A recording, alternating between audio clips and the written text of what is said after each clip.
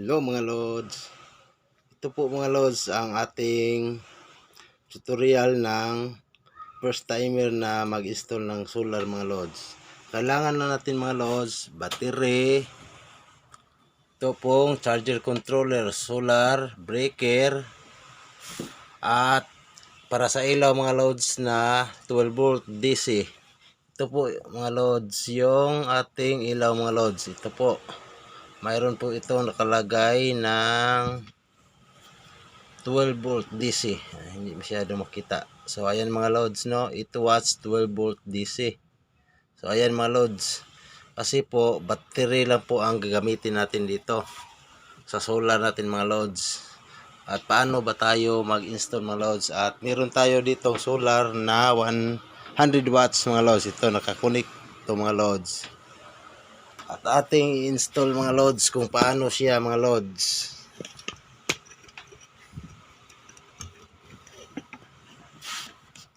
So ganito lang mga loads.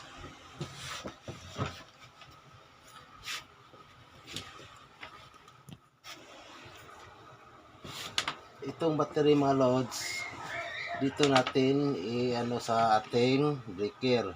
At dito mga loads, itong solar mga loads. So kailangan na natin yung ground pliers at saka Phillips screw. So balatan lang natin yan mga loads para ating i-connect sa ating controller mga loads. Ito mga loads, ano lang yung mga loads, itong sa controller mga loads, itong mga loads, meron siyang solar mga loads, ito mga loads, solar. May nakalagay dito mga loads ng plus dito mga loads, at ito minus sa solar po ito mga loads, patungo doon mga loads. At sa battery mga loads, nandito lang yun sa gitna, plus saka yung minus, positive at negative. So ganito ang ating pag-install mga loads. Ito mga loads, ito sa plus ng battery mga loads, galing sa solar mga loads. Dito mga loads yung kanyang out. So i-connect lang natin mga loads. Ito ang plus mga loads, at tandaan nyo mga loads, ilagay din natin sa plus sa breaker mga loads. Connect lang natin dito.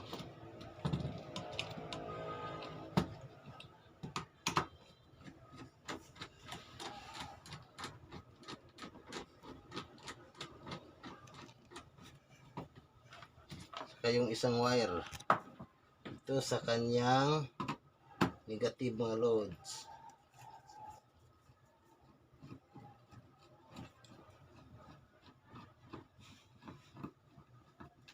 Ayan po. Dito po sa breaker ng negative din po mga loads.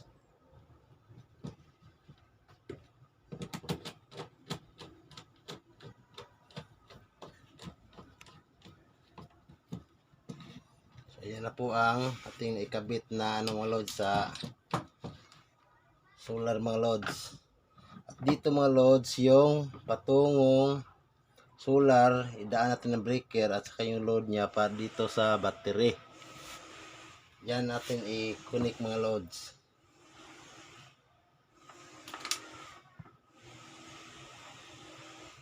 At same din mga loads, itong positive mga loads dito sa una, kasi dito yung positive sa battery. Connect lang natin positive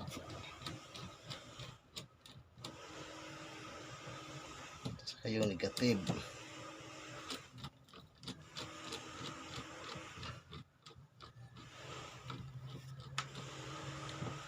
Sa load nyo mga loads, itong dalawang wire, pwede na rin din dito yon i-connect mga loads, positive at negative pa din mga loads. Isama na lang natin dyan sa load.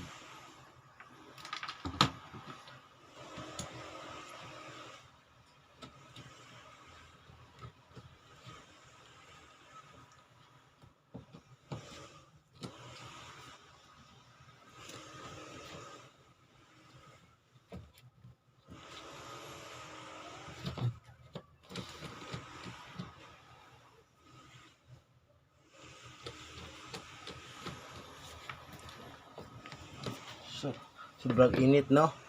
Ito mga lods, at itong ating wall fan mga lods, pang battery lang po din ito mga lods. 12 volt to mga lods, at ito mga lods yung kanyang connection, wala siyang power mga lods. Pero pag i-direct natin to mga lods sa ating battery, gagana to mga lods. Ito mga lods, try natin mga lods. Balatan lang natin itong wire.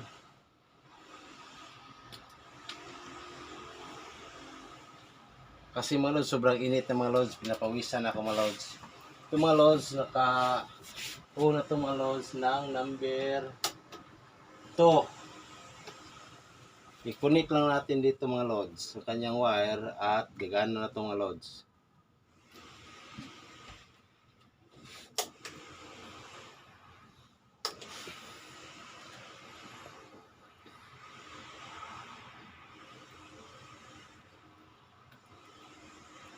Yan.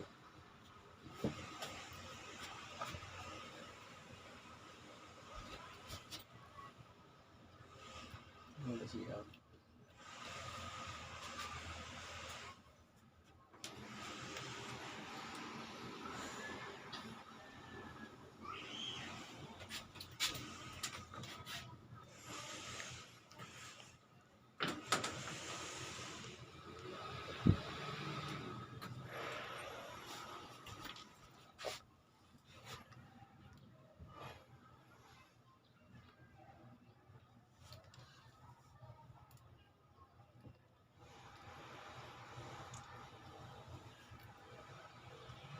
Ayan.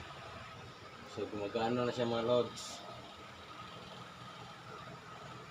So battery lang yan mga lods. So tanggalin natin mga lods. So mawala yung kanyang mga lods.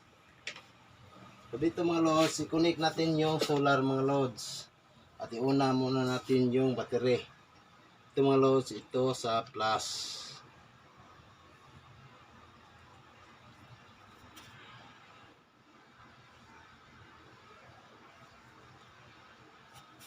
Ito mga lods, ito po sa minus.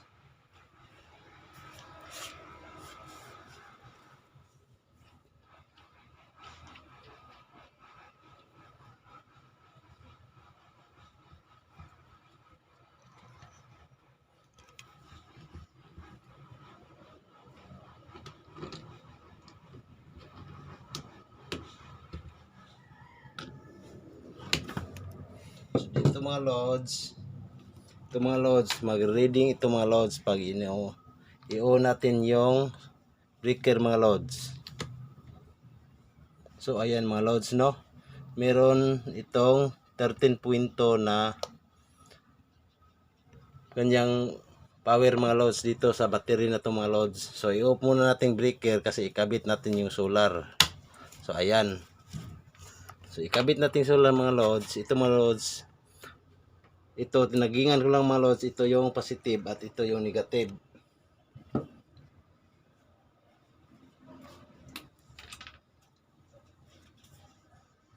Tayo sa positive mga lods, ito yung positive. Dito mga lods, sa solar mga lods, connect lang natin.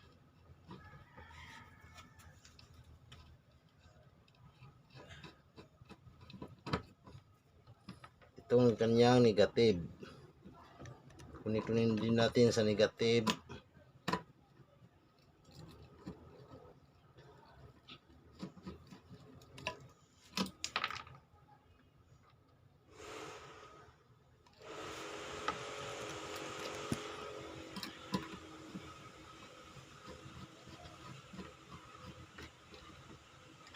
So ayan mga lods, i-on natin yung breaker mga lods para mag-charge na siya mga lods. So ayan mga lods. So ayan mga lods, nagcha-charge na siya mga lods. Ganyan po siya mga lods, 13.3 siya mga lods, no. Nag-charge na po ang sa solar mga lods. At dito mga lods, sa load natin, itong sa ilaw, meron din tayong 12 volt lang mga lods. Mga lods, balatan lang natin itong positive mga lods, positive.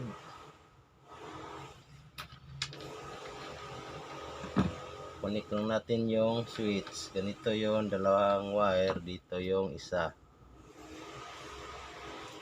Sa load na po ito mga loads ng breaker. Dito sa battery mga loads, nakakuha siya mga loads ng power. Ito mga loads, sa switch mga loads, yung isang wire mga loads, punta dito sa live. Ito mga loads, connect lang natin. Yan mga loads. At ito mga loads, dito sa isang wire dito sa ating ilaw mga loads. Connect lang natin ito mga loads.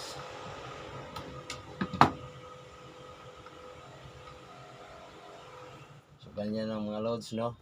Hindi siya maka kuryente natin mga loads kasi 12 volt lang siya mga loads. At ito mga loads, ito yung switch papunta dito sa kanyang sakit sa ilaw. So ito mga loads, patayin muna natin yung switch. So ayan mga loads. Ito mga loads, i-ano lang para hindi ma-short yung ating battery mga loads. Ito mga loads, i-connect lang natin itong switch to. Ito mga loads, i-on natin switch mga loads. Ito. Tapos i-connect natin ito mga loads. So ayan, may ilaw na tayo. Gamit lang ang battery mga loads sa ating solar. At para sa ating hangin mga loads, sa ating wall fan mga loads. So ito mga loads, no, hindi umaandar ito. Merong wire dito mga loads kasi 12 volt lang dito itong ating wall fan mga loads. I-connect lang din natin dito mga loads ang kanyang positive mga loads. Connect lang natin positive.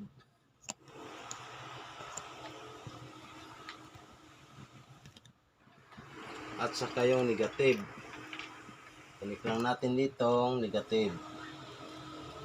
So ayan mga loads. So ayun mga loads, meron na tayong hangin mga loads, no. Ganyan lang kadali mga loads. So ito mga loads, umaandar na siya.